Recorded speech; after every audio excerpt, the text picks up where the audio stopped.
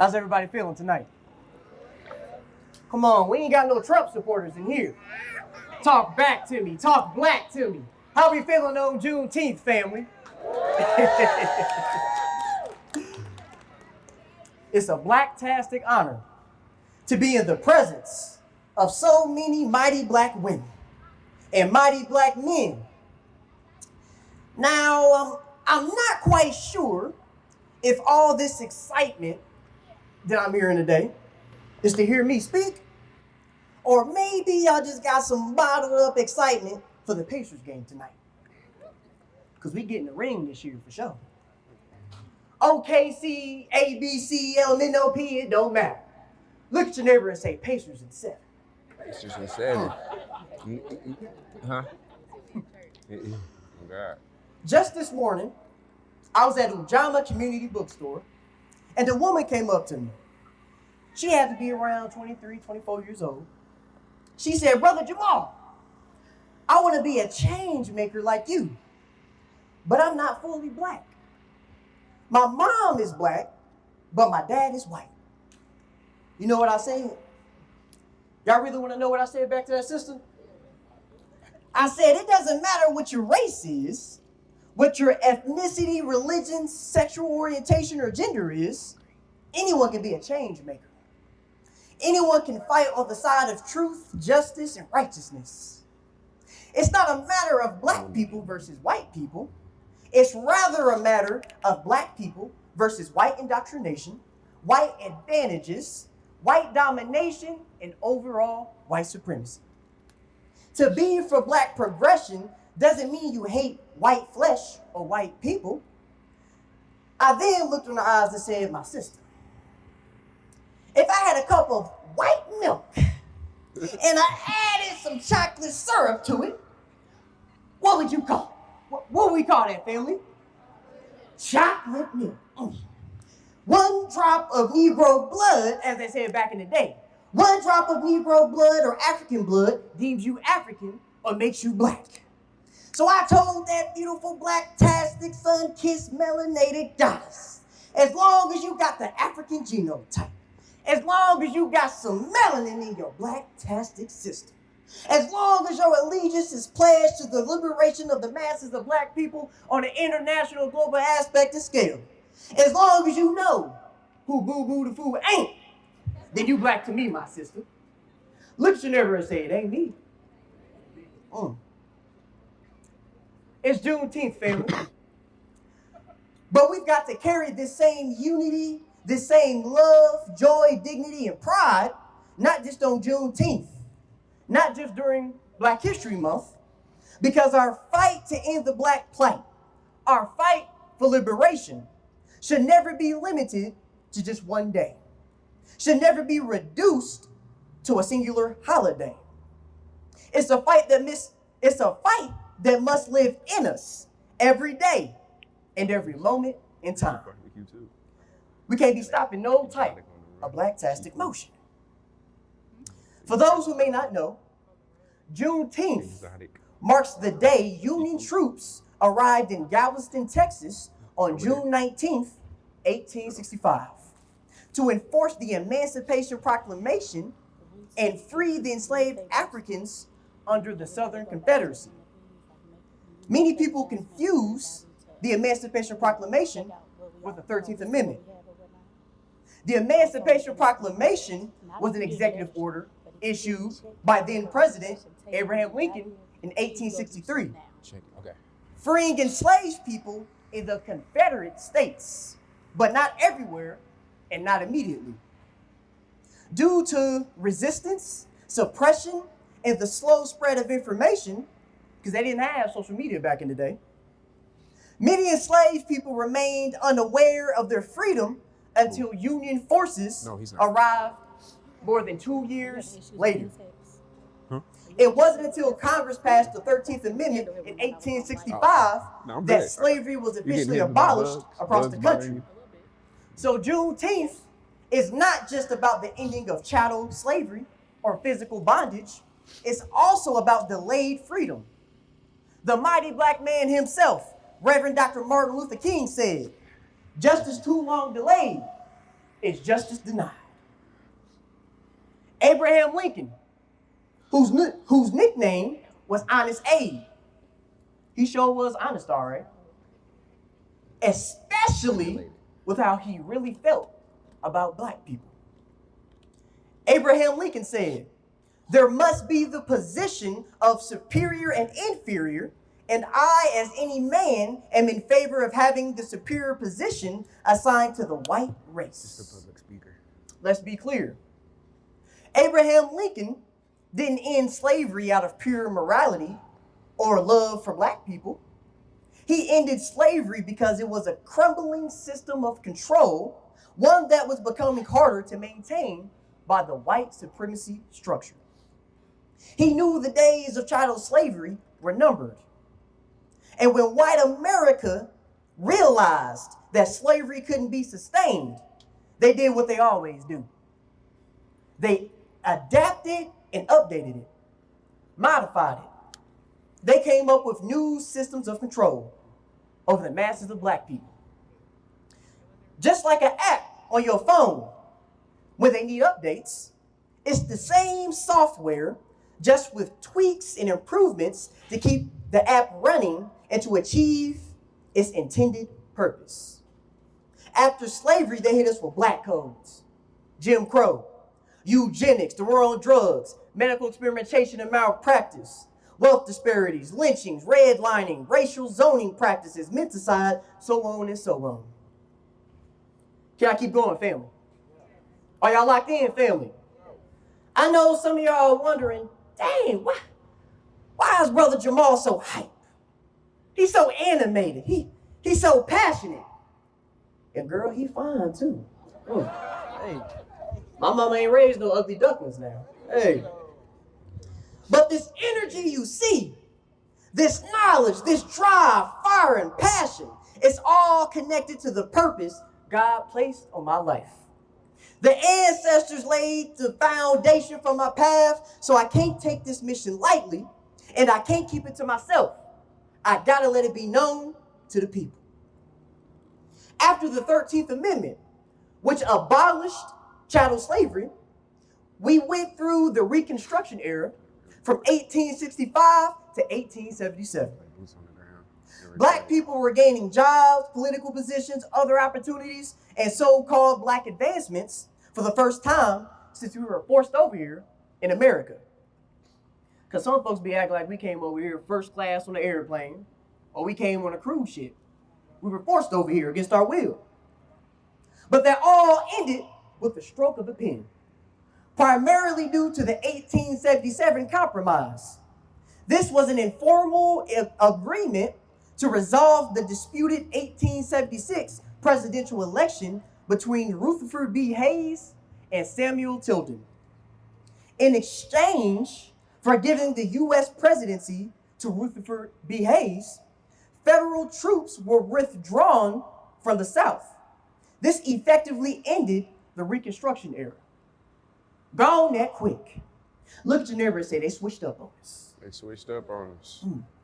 The mighty black man himself, W.E.B. Du Bois, said, "The slave went free, stood a brief moment in the sun, then went back again towards slavery." America is notorious for backtracking on their promises to black people. They promised us 40 acres and a mule after slavery, which we never received. Today, they're pulling back on commitments to address racial disparities. Target, Starbucks, McDonald's, your workplace, Indiana State University, the whole state of Indiana. When you accept and depend on your enemy's system, adopt their way of thinking and their way of being, when you look to the same system that has consistently done you wrong to somehow do right by you, you give them power. As long as they have that power, they will continue to shape you, control you, and have their way with you. They said we can fight racial disparities and generational curses by going to college. They told you to get an education at their universities. Many of us spent years in school, thousands of dollars, took on debt just to chase a dream that was sold to you as success. Many of us graduated, walked across the stage. Some of us was jiggling across the stage. To hold up a piece of paper, a degree, only to realize it doesn't guarantee you a job. It doesn't guarantee you a future. It doesn't guarantee financial freedom. And it doesn't get you closer to that so-called American dream. Now many of us are in debt with nothing to show for it but a framed document and a monthly loan bill. Where's the return on that investment? Where's the so-called American dream? Sounds like an American nightmare to me. Sounds like a 0-star rating to me. An F- to me. 0 out of 10 for all of us. Let me break it down like this. Raise your hand if you got an iPhone.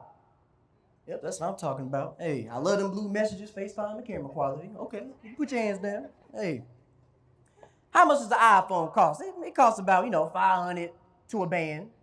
A band is $1,000 for y'all that don't know. iPhone costs about $500 to $1,000 easily. Now raise your hand if you got an Android. Come on, don't be shy. If you got an Android, put your hand up. Come on now. We don't discriminate cell phones in here. Okay. How much does an Android cost? I'm not trying to be funny. I honestly don't know. How much an Android costs? $1,000? Okay, I heard $20. So, here's the point. If you buy an iPhone or Android, it don't matter which one, but you can't make a call, you can't send a text, Instagram ain't loading, TikTok won't open, your phone connection is down, so you can't watch that recap of Love Island.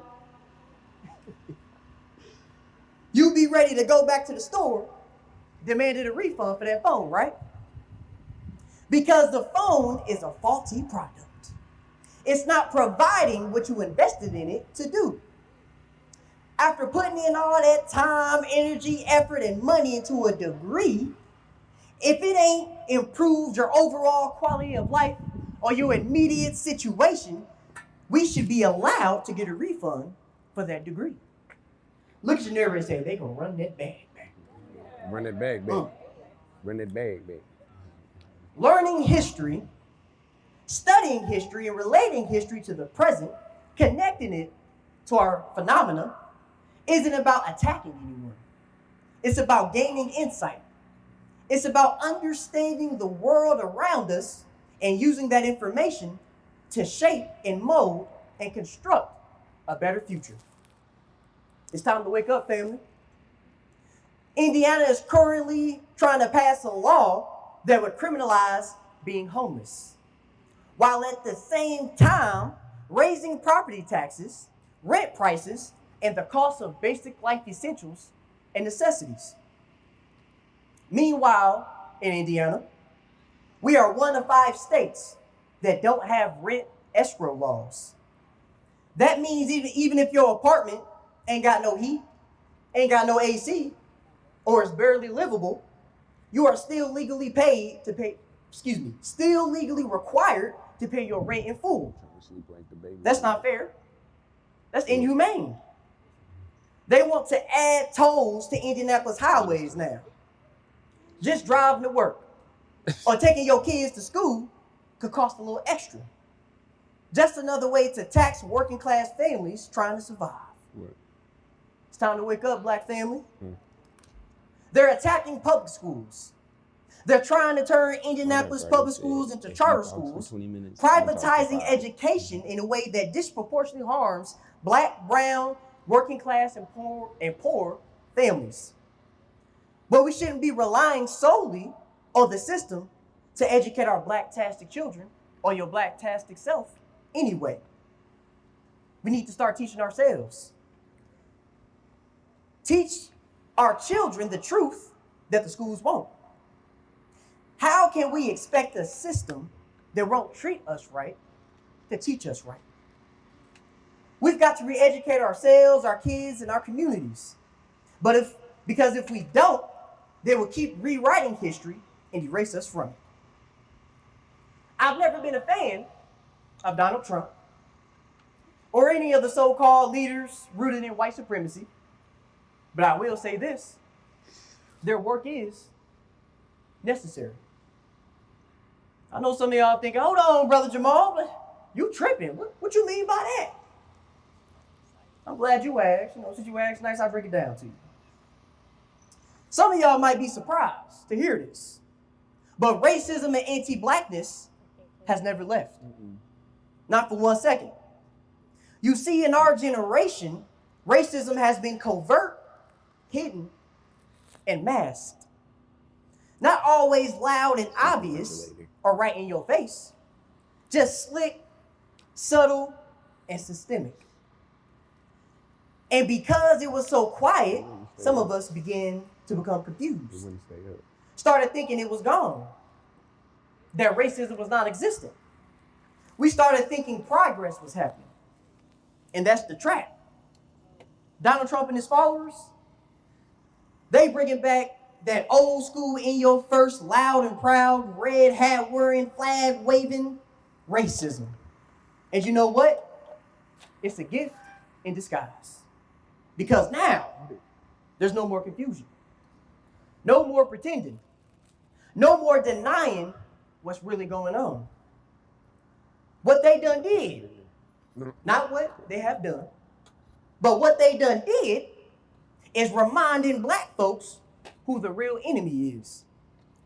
As the kids say, who our real ops are. So we can stop fighting amongst each other. Your enemy ain't Demetrion from down the street, who you been going back and forth with on social media.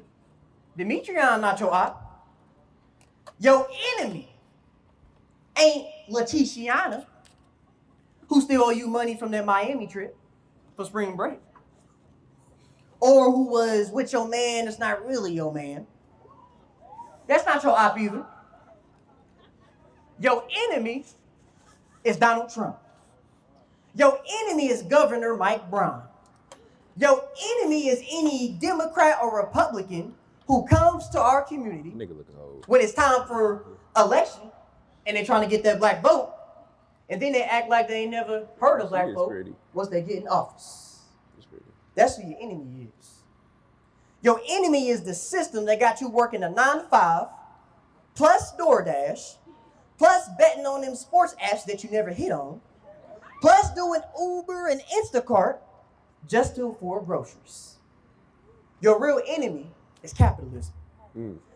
Your enemy is any system or power that benefits by keeping disempowered people fighting amongst other disempowered people. Because that's how oppression works. It turns the oppressed against each other while the oppressor collects the check. Before you beef with somebody in your own neighborhood, ask yourself this. What's the root of this problem? Who really benefits from our division, our discord, our dysfunction?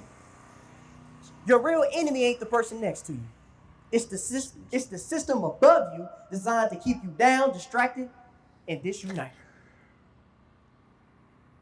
A perfect example of this is the mighty black man himself, Brother Ibrahim Traore of Burkina Faso. Not just for what he's doing for our brothers and sisters in Burkina Faso, located in West Africa, but for what he's doing for the masses of African and or black people across the globe. He stepped into leadership and made it clear to the French neo-colonialists and the world, we don't want neo-colonialism any longer.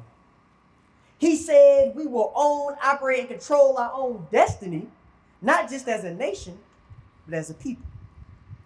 And I stand on that. I love the example he's setting, a bold, fearless stand for self-determination, sovereignty, and unity. What Ibrahim Traore is doing is bigger than Burkina Faso.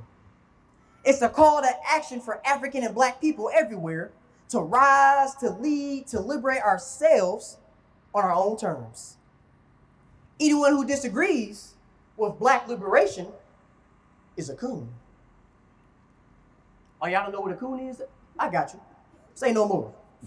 You see, due to centuries of the Black or African Holocaust and racial caste systems, unfortunately, some of our people have been afflicted with a disease more contagious than the common cold. This disease or ailment manifests itself in people of the African genotype who have fallen victim to white indoctrination and deliberately go against the progression and betterment of their own people. What is that? This disease is referred to as coonery. Supreme Court Justice Member Clarence Thomas. Coon. DJ Academics. Coon. Robert Griffin III.